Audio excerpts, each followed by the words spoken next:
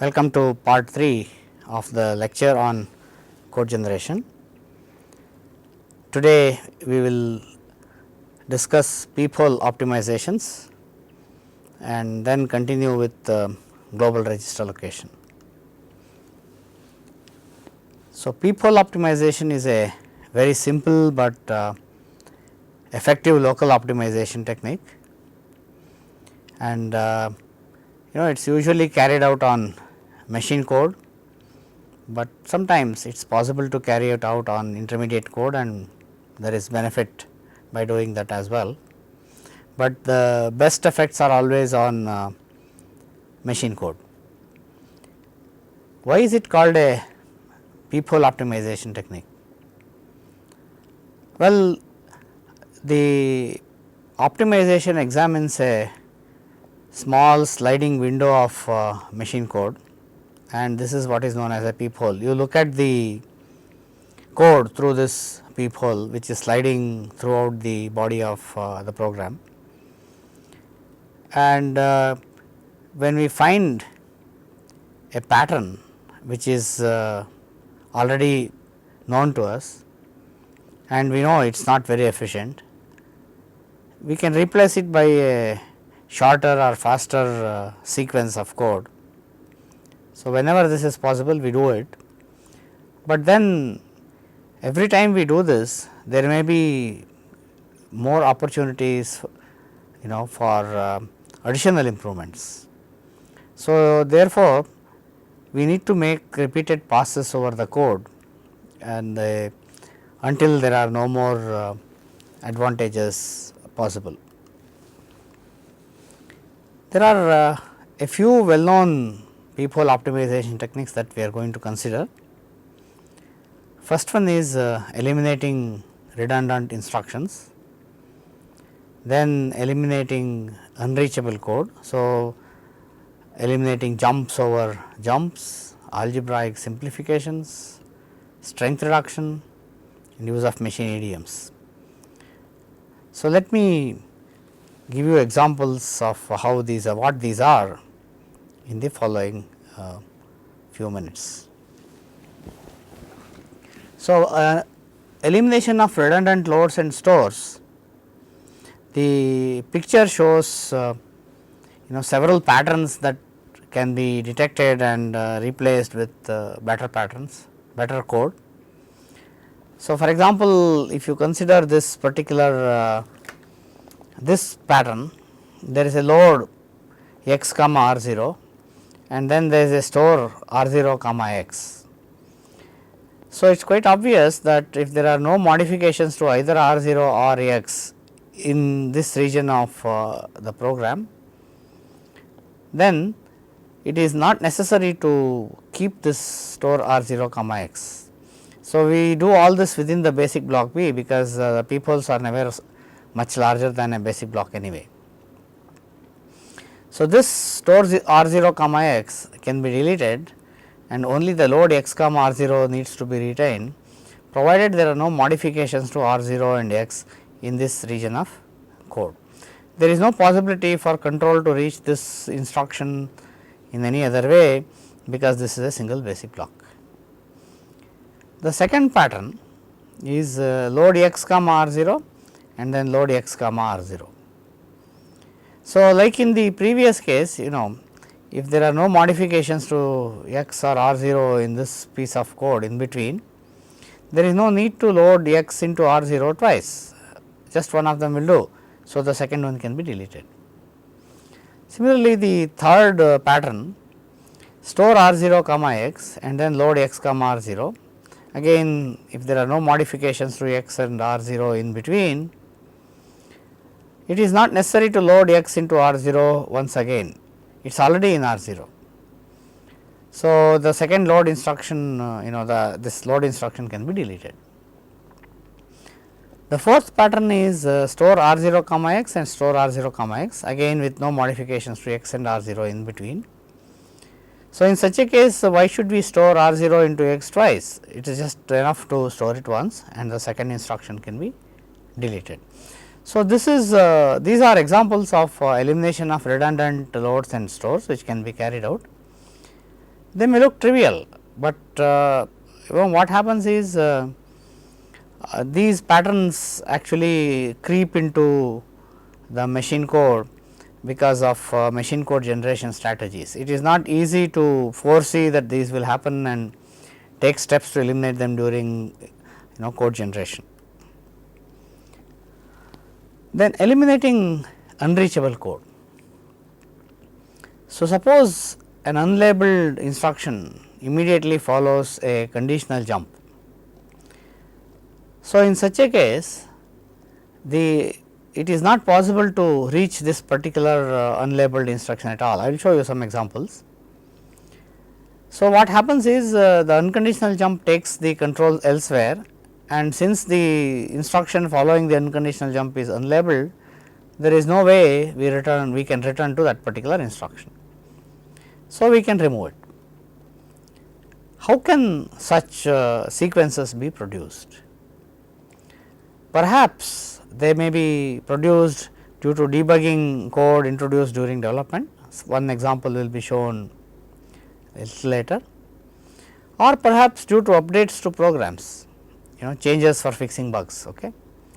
So, without considering the whole program segment itself. So, the programmer who is debugging code would simply introduce some update to the program, some instruction now becomes unreachable because of this effect. So, here is the scenario. We have the code if print equal to 1, go to L1, followed by go to L2, followed by L1 colon print instructions and then L2 colon. So, now here is an unconditional go to. So, let us and then there are instructions following it. So, let us see how transformations change this sequence to one with unreachable code. So, this print equal to 1 was inserted as a 0 or 1 to enable some debugging. So, of course, the first step is to rewrite this as if print not equal to 1, go to L2. So, and then have print instructions. So, that means there is a little bit of reduction in the code size here. This is always usually possible. Then if print was initialized to 0 at the beginning of the program. So, this is a variable which is initialized to 0 or 1. Now, the code changes to if 0 not equal to 1, go to L2 followed by print instructions. So, the compiler can easily evaluate this predicate and see that 0 is definitely not equal to 1. So, it jumps to L2. So, the code now this becomes 0 not equal to 1 becomes false. So, the code changes to just go to L2 followed by print instructions, and therefore, 0 not equal to 1 is true, 0 not equal to 1 is true. So, this predicate can be evaluated as true, and so the code changes to go to L2 followed by print instructions. Now, you can easily see that these print instructions can never be executed. So, these print instructions are now unreachable and hence can be eliminated. So, you just remove them, they are not needed anymore. These were introduced because we needed some debugging facility in the code. Then there are some flow of control optimizations, jump to jumps can be eliminated. Let us see how. Here is a piece of code, go to L1 followed by some code and L1 has go to L2. So, what we really now do is we jump to L1 which in turn takes you somewhere else, that is L2. Well, obviously, we are not doing anything but jumping to L2. So, go to L1 and then L2 again. So, we might as well change go to L1 to the code go to L2. So, if that is done, then and there are no jumps to L1 from elsewhere, right. So, we have no jumps to L1 from anywhere else, it was only here. Now, this has been changed to go to L2. So, statement L1 colon can be removed if it is preceded by an unconditional jump. So, Suppose we had some labels somewhere here, we could jump to this point and then continue and then execute this. That is the scenario we are looking at in this particular statement. So, whereas if this was preceded by an unconditional go to, like in the previous case, this would be never executed. So, we can remove it and just make it go to L2. So, this is how jumps with the help of other peephole optimizations can be improved. Take this scenario, if A less than B, go to L1 and L1 itself is go to L2. So, obviously, we can change like in the previous case, in this case we change it to if A less than B, go to L2 and L1 remains as go to L2. Then so now this particular code, this is the third one again. So, this is the second one and one more now. There is a go to L1 here, that is the third pattern. L1 has the code if A less than B, go to L2 and followed by L3. So, now so in this case we jump to L1, check this predicate and then go to L2. So, whereas only one jump to L1 if L1 is preceded by an unconditional go to. So, in that case we can change this to this particular piece of code. How? Suppose we change it to if A less than B, go to L2 and then followed by go to L3. So, in this case it is possible that this go to L3 is not executed sometimes at all, it sometimes skips go to L3, whereas in this case we have go to L1, we always go to L1 and then check this and then jump to L2.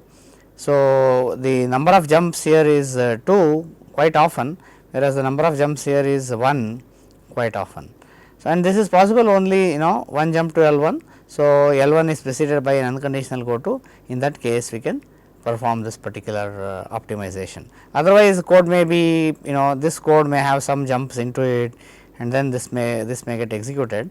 So, we cannot remove this without this condition. Then reduction in strength and use of machine idioms.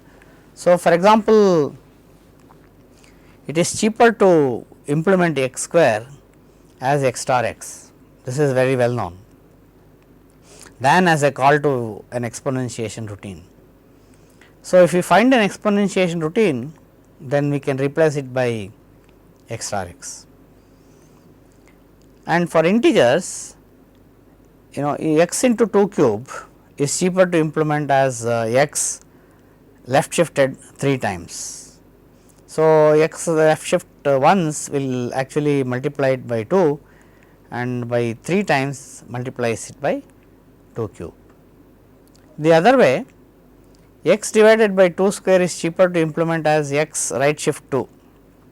So, you right shift x by 2 bits, then you have implemented x by 2 square and the second option is always cheaper.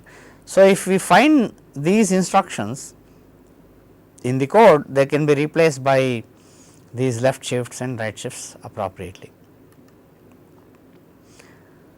Reduction in strength and use of machine idioms.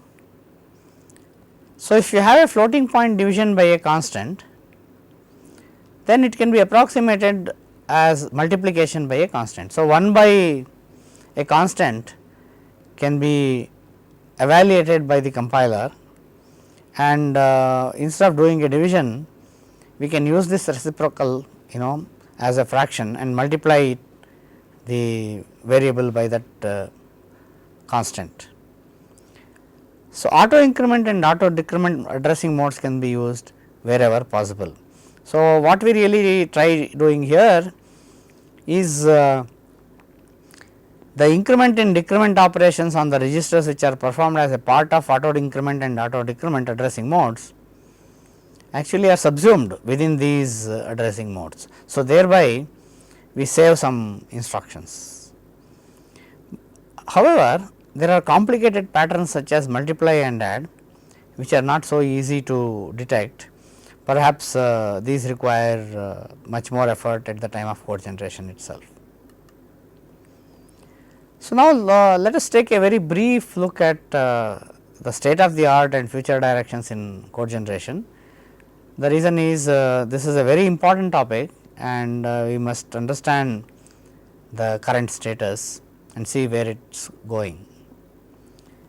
The most important code generator is the one provided by GNU, which is from Free Software Foundation. It takes machine description in register transfer language RTL. It incorporates several optimizations, peephole, instruction scheduling, register allocation, etc. in it. It generates very efficient code generators. So, and the code generators which are produced will also produce excellent code, but they are very tedious to use.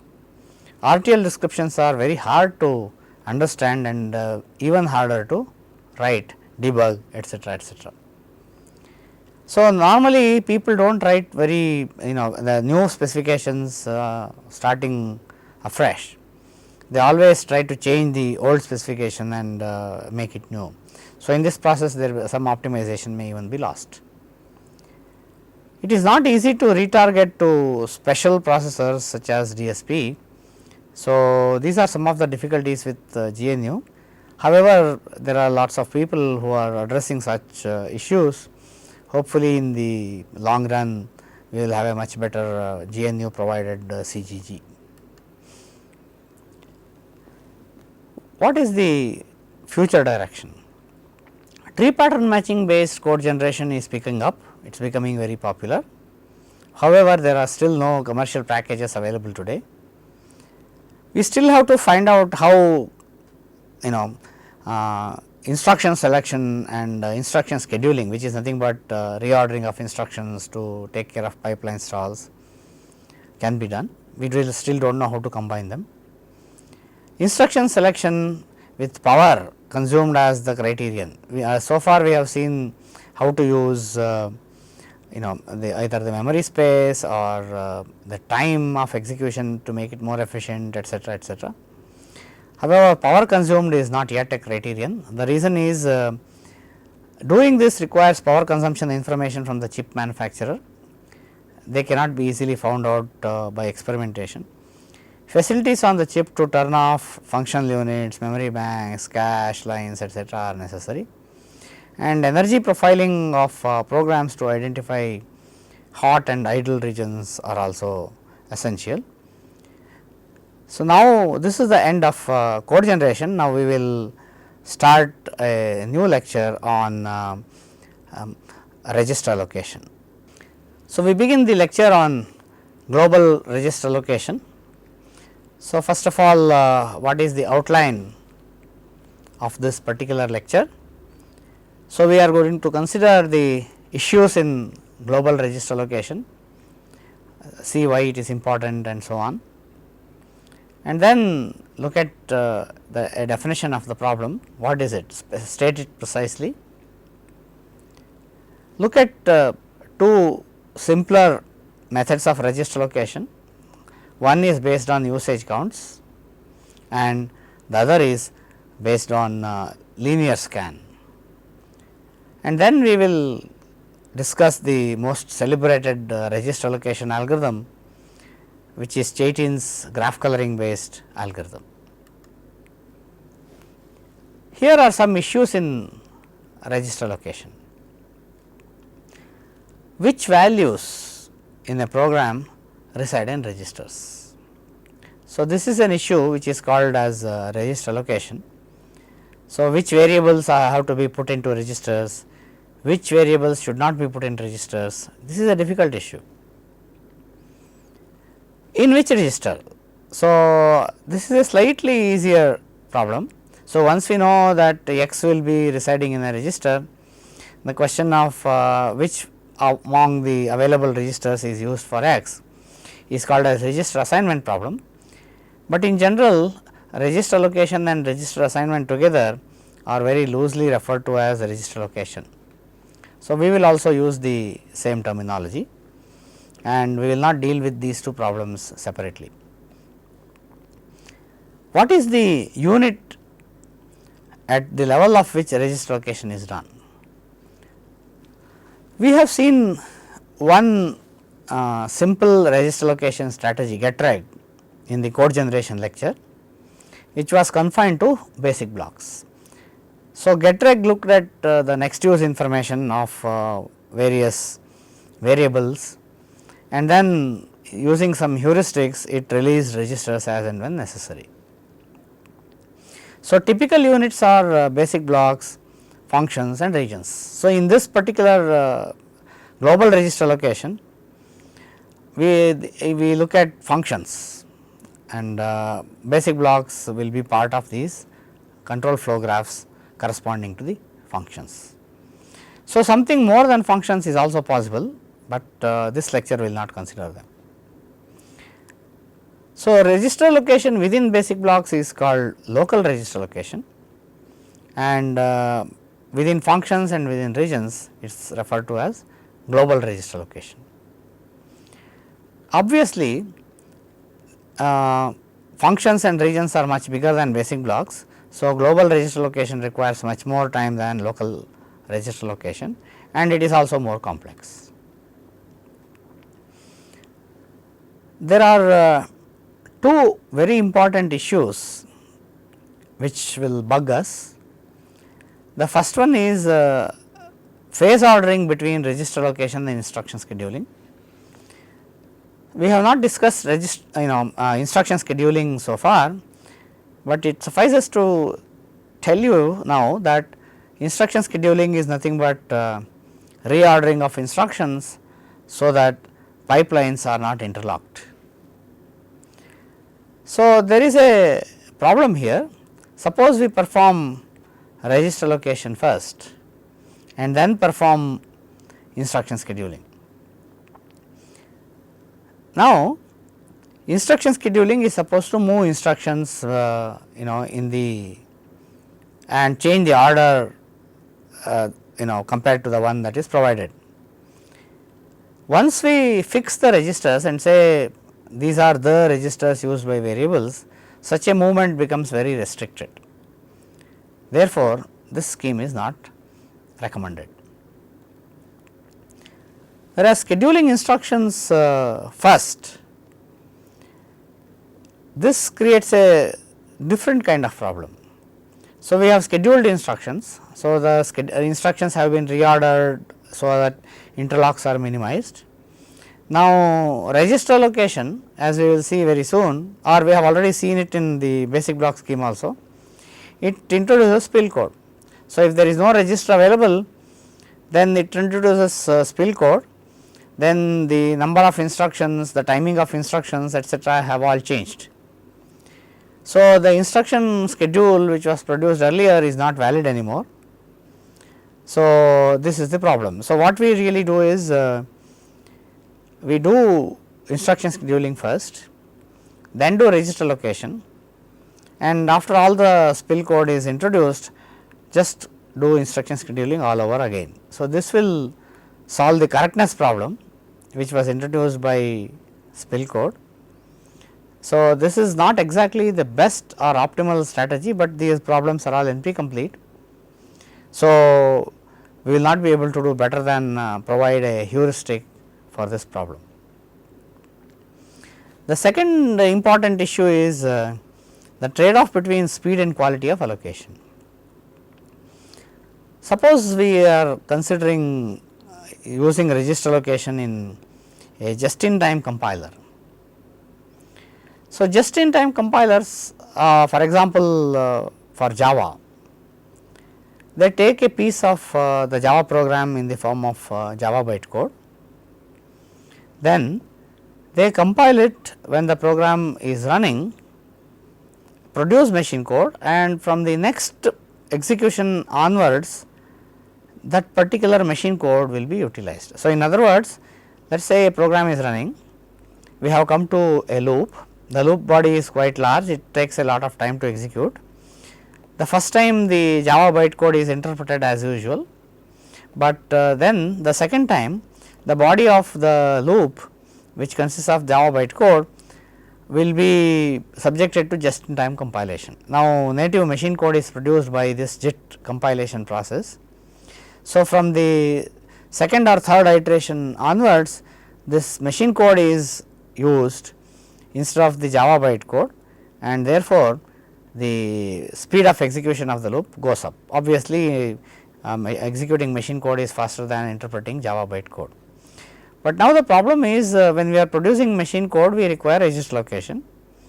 If we use a very expensive method of register allocation itself takes a lot of time. So, the program slows down considerably. So, this is not allowed. So, we need to actually take a very lightweight register allocator and implement it during just in time compilation. Whereas, if it is offline compilation like GNU C or CC, there is no problem. We can use a very expensive register allocator, and still there will be no issues of taking too much time, etc., etc. What exactly is the problem of register allocation? So, global register allocation assumes rather that allocation is done beyond basic blocks and usually at function level. So, the decision problem related to register allocation can be stated as follows. Let us go through it slowly. Given an intermediate language program which is represented as a control flow graph. So, and we are also given a number k. So, we want to find out if there is an assignment of registers to program variables such that no conflicting variables are assigned the same register. So, in other words, if we have two variables, both of them actually are active at the same time, we cannot give both of them the same register, that is very obvious. And further, we do not want to introduce any extra loads or stores unnecessarily, and at most k registers are used. So, you are given only k registers. How do you use this in the most optimal manner? That is the problem. This has been shown to be NP complete by Sethi in his in 1970 in his landmark paper. This solution, which is a landmark again, is using graph coloring, and this is the most popular heuristic to date. However, there are a few simpler algorithms as well. So, we will consider the simpler algorithms first and then consider the graph coloring algorithm. Otherwise, the charm of these simpler algorithms may be lost. So, let us go through a few definitions. Two variables interfere or conflict if their live ranges intersect. So, what is a live range? So, we need to define a live range. So, to do that we need to define what is live. So, a variable is live at a point P in the flow graph if there is a use of that variable in the path from P to the end of the flow graph. So, very simple, take a point P and consider the rest of the flow graph till the end of the control flow graph. Then if there is any use of that particular variable, then the variable is live at that point P. That is liveness, that is it is useful later on at that point. What is a live range? Live range of a variable is the set of program points in the flow graph at which it is live. So, from the first point where the variable is defined till the last usage of that variable, after that the variable is not used anymore. So, all the points where it is live in the program, this is called as a live range. So, we will see a simple example. Typically, instruction number in the basic block along with the basic block number is the representation for a point. So, these are the coordinates of a point. So, look at this example. So, here is the program and here is the flow chart. If condition, then assignment to A, if it is true, condition is false, assignment to B. Then there is a condition here, finally, there is a usage of A in B5 and a usage of B in the block B6. So, if you look at this particular block, B is not used here. So, B is not live. If you look at this block, A is not used here. So, A is not live. Whereas, if you look at that is within this block. Okay. So, if you look at this block, A and B are both live. Okay. So, therefore, if you consider the live range of A, so when I said live, we are looking at just that block, whereas if you consider this entire thing till the end of the basic block, A, B, everything is live. But here if you take this path, then A is not live, look at it. If we take this path, A is live along this path. So, live range of A is considered as B2, B4 and B6. So, B2, B4 and B5 sorry, and the live range of B is considered as B3, B4 and B6. So, this set of blocks and this set of blocks constitute the live range for the variables A and B. So, observe that these two blocks actually these two live ranges intersect, they have a common block B4. So, it is not possible to actually assign the same variable, same register to both A and B. You can only assign the same register, one register to A, but then you have to assign a different register to B. The first register location scheme is that of using usage counts, and let us first consider single loops, no nesting. So, we have a loop and we have some variables used within the loops. So, this particular scheme allocates registers for variables within loops only. So, it does not look beyond loops, slightly better than a basic block, but it is not a full function or procedure yet. It requires information about liveness of variables at the entry and exit of each basic block. So, of a loop of course. Once a variable is computed into a register, it stays in that register until the end of the basic block. We are not going to kick it out, subject to of course the existence of next users. If it is not used at all, then we can release that register, not otherwise. Load store instructions are assumed to cost 2 units of time, because normally they occupy 2 words. The instruction occupies 1 word and the address occupies another word. So, let us define the usage counts and the savings that accrue by doing certain things. For every usage of a variable V in a basic block until it is first defined, do savings V, that is savings of the variable V, is savings V plus 1. So, we increment the savings of the variable V. Why only for every usage until it is first defined? Well, after V is defined, it stays in the same register anyway until, and all further references are now to that particular register. So, we do not gain anything by after the variable is computed, because whatever is computed is always into a particular register. That is why if we had put the variable into a register right at the beginning of the basic block, then even these usages until it is defined would all be to that register, and we would have saved 1 unit of time. So, why are we looking at only 1 unit?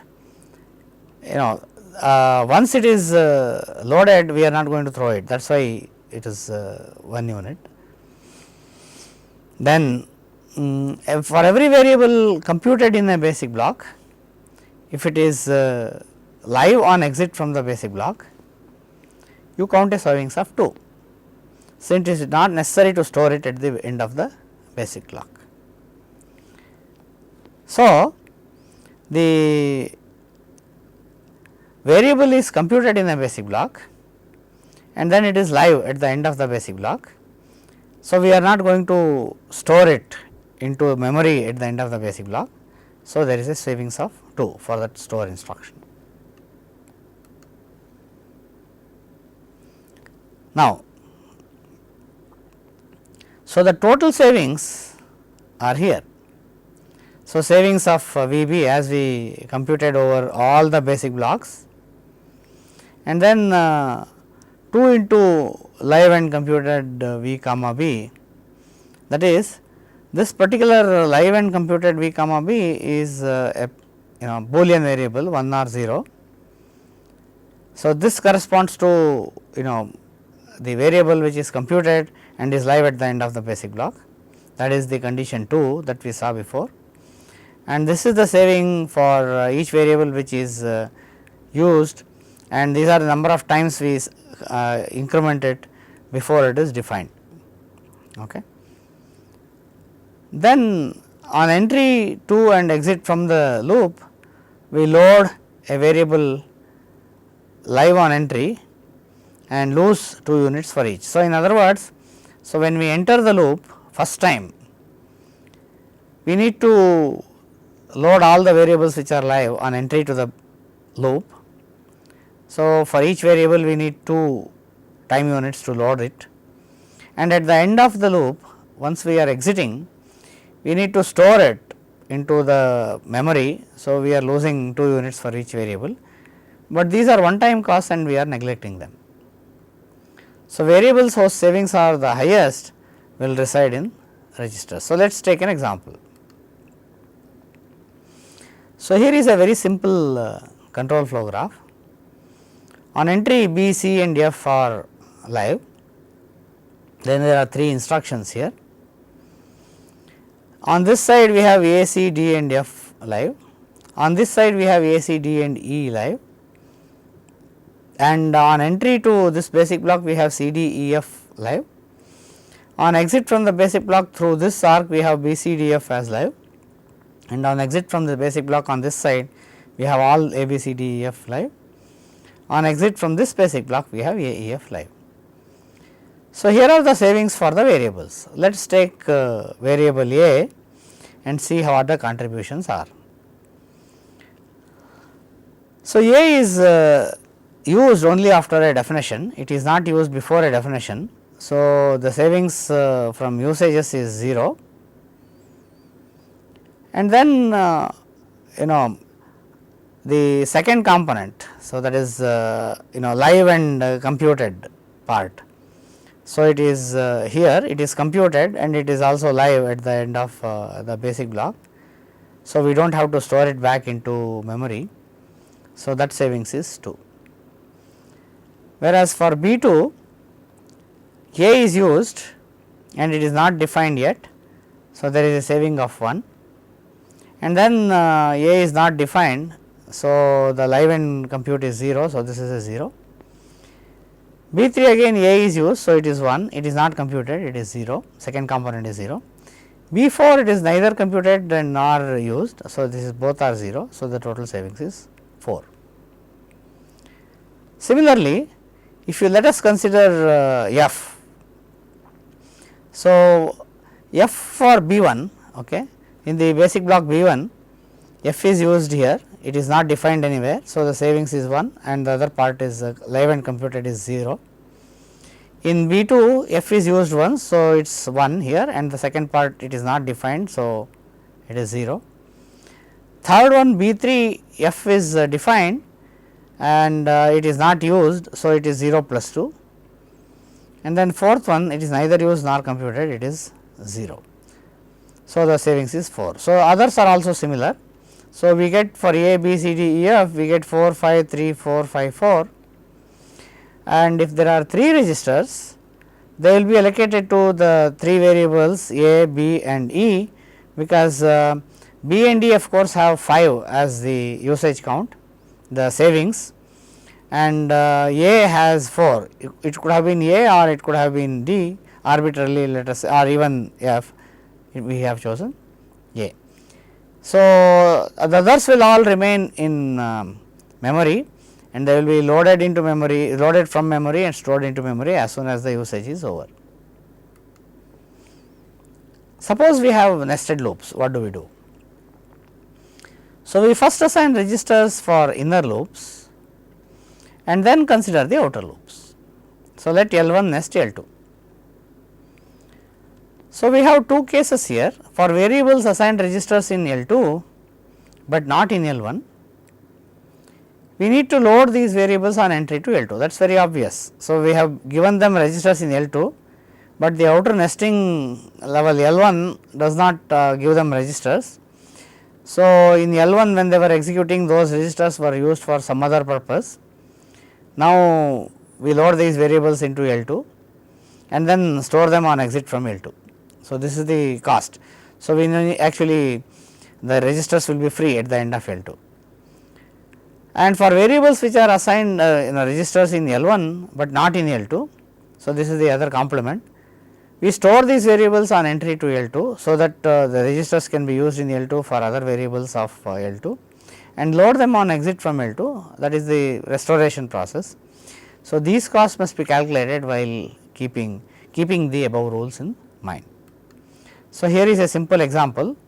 So, this entire thing is L1, this is L2, this is the body of L2. Case 1 is the variables x, y, z are assigned registers in L2, but not in L1. So, we need to load x, y, z on entry to L2 and then store them back into memory at this point, the exit. Case 2 is variables a, b, c are assigned registers here, but not here. So, before we enter L2, we need to store them into memory, and after we exit L2, we again store them, load them from memory and use them in registers. So, if P and Q are assigned registers in both L1 and L2, it is a happy situation, nothing special needs to be done. So, now let us look at the linear scan register allocation scheme. So, we saw the usage count based scheme so far. So, this is a fast register allocation scheme, and it uses the notion of a live interval rather than a live range. Let us see why this is simpler. It is relevant for applications where compile time is more important or very important, such as dynamic compilation and just in time compilers. I mentioned this already. Other register allocation schemes based on graph coloring, this is a small mistake here, it is not RAF, it is graph, are slow and are not suitable for JIT and dynamic compilers. So, I already said why these are so. So, assume that there is some numbering of the instructions in the intermediate form. So, the quadruples or byte codes etcetera have been numbered 1, 2, 3, 4 etcetera. Now, what is a live interval? So, an interval of instructions from I to j is a live interval. I will give you an example of this very soon for the variable v. Okay. So, the intervals are always for the variable. If there is no instruction with number j prime greater than j, so beyond j, such that v is live at j prime and no instruction with number I prime less than I. So, that is this side before I, such that v is live at I. Let me, this is a conservative approximation of live ranges, but there will also be sub ranges of I j in which v is not live, but these are ignored. So, let me give you an example. So, we have a linearly numbered sequence of instructions here. So, here is I prime, I, j prime etcetera. This is the interval we are considering for the variable v. So, what the previous explanation said is, this I prime and j prime do not exist. So, whereas between I and j is the live variable live interval for variable v. So, in other words, there is no I prime and there is no j prime such that v is live here and live here. That cannot happen. This is the first definition and this is the last use of j, that is what it is trying to say. Let us go through it again. So, live interval for variable v, if there is no instruction with number j prime greater than j such that v is live at j prime. So, there is no j prime such that v is live at j prime. there is no I prime such that V is live at I prime. So, this cannot happen. So, V is not live, V is not live, I prime does not exist, J prime does not exist. So, this is the first instruction where the liveness of the variable V begins, and this is the last instruction where liveness of J ends. So, in between there could be loops, there could be if then else conditions, there could be any other code also, and we are not bothered about the exact live range as in the case of graph coloring. Here we are going to just consider the number of I and the number of j, and from I to j all the instructions throughout will be considered as the live interval. Why is this so easy to find? We do not have to do any data flow analysis of the serious kind as is needed for live variable analysis. We just start scanning the instructions in some order. We note the first definition of a variable, go on looking at the instructions and look at the last usage of that particular variable. So, whatever is in between is the live interval. So, for the previous example, so from this point, this is the linearly ordered code A equal to B equal to A equal to B. Even though A is not live here, strictly it is not used here, and B is not used here, we ignore all that. From this point to this point, this entire thing is considered as the live interval for A. So, whatever is the live interval for B will be here. So, that is how they are. Whereas we had considered this and this as the live range of A, this and this as the live range of B, whereas now everything now in the linearly ordered code, this entire thing including the definition of B, since this A equal to comes earlier, is the considered as the live interval for A. So, it is much easier to find. Given an order for pseudo instructions and live variable information, live intervals can be computed easily with one pass through the intermediate representation. This is what I explained just now. Interference among live intervals is assumed if they overlap, like in the previous picture. A and B, live intervals of A and B overlap and they interfere. The number of overlapping intervals changes only at the start and end points of an interval. That is very obvious because we consider the first definition and the last use. So, there is nothing before or after that particular point, the interval itself. So, the number of overlapping intervals obviously changes only at the starting and ending points of the interval. Now, the data structures which are used for this particular register location. Live intervals are stored in the sorted order of increasing start point. So, this is important, sorted order of increasing start point. At the end of each point of the program, at each point of the program, the algorithm maintains a list called the active list of live intervals that overlap the current point. I will show you a simple example very soon, and that have been placed in register. So, we have given registers to some of the live intervals. So, these are all the live intervals which overlap that particular point, they are all there, they have been given different registers. So, they are all kept in the active list. So, active list is kept in the order of increasing end point. So, let us look at an example. So, we have many intervals here, live intervals I1, I2, I3, I4, I5, I6, I7, I8, I9, I10, I11.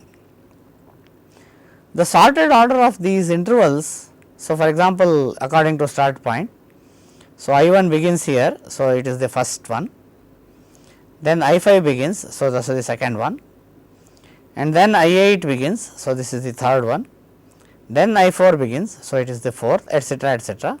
Finally, the last one to begin is I11. So, that is the last one. So, this is the sorted order for these intervals. What are active lists here? So, for example, if you consider this point, there is only I1 which is active. So, active list at the point A has only I1. Suppose you consider point B. So, this is the starting point of I5.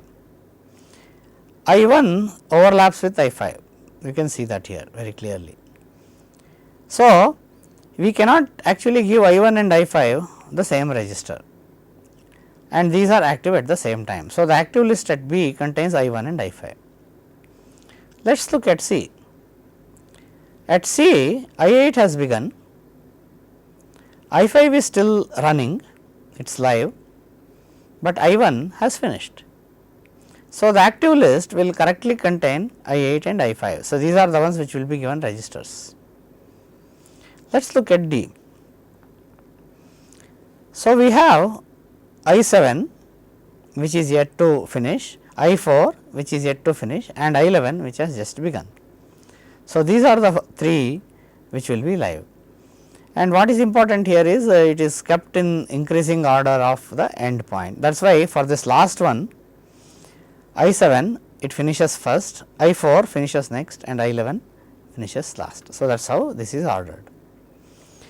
There is also a statement here which says 3 registers are enough for the computation without spills. So, let me explain the allocation algorithm informally with this example now. So, we start with the point A, which is the beginning of I1. There is only I1 which is active. So, we give it a register. There are 3 registers available. Then the next point we need to consider is only B, because this is the starting point of the next we are considering in this particular order I1 then I5. So, at I5 at point B, I1 and I5 are both live, they are active. So, we can give I5 also another register, then it is put into active B. So, we do not put it into active list unless we give it a register. If it is not given the register for some reason, as we will see later, we do not put it in the active list. Then the third point is I8, that is third interval is I8, that is point C. So, at this point we see that in the active list of B, at point B, the previous active list, right, I1 has finished. So, it need not hold up any register, the register given to I1 can be freed. So, now only I5 is holding a register, and there are 2 more registers free. So, we can give one register very liberally to I8 and put that in the active list. So, at C we put that into the active list. So, let us continue. The next point is that of I2. So, here the beginning of I2. You see here these 2 we gave both of them registers. So, I5 and I8 will both be in the active list at this point, but we still have a third register free. No problem, give a register to I2, and therefore, all 3 will go into the active list at this point. The next point after I2 is I9, that is here. So, at I9 I5 has finished. So, we can remove it from the active list, I2 is still active, introduce I9 into the active list. So, give it another register, then we go to I6. So, at I6 we both these I2 and I9 are still active, I6 also becomes active, but we have the third register free. So, we can give it one more register. Then we go to I3. So, at the point I3, I2 has finished. So, it can be removed from the active list and its register can be freed. So, 2 registers are given to I6 and I9, third one is freed just now, we can give it to I3. Then we take up I10, the same situation, I9 has finished, I6 and I3 are active, third register is free. So, we can give it I10 that register. Then we go to I7, again I6 has finished, I3 and I10 are active. So, we can give the free register to I7. Then at I4, I10 has finished, I7 is still active. So, we have used only one register, I10's register and I3's register are also finished and they have been released. So, we can give a register to I4, then we go to I4, then we go to I11, then all the 3 both these are active, but the third I10 has finished and I3 has also finished. So, we have one register free, we can give it to I11.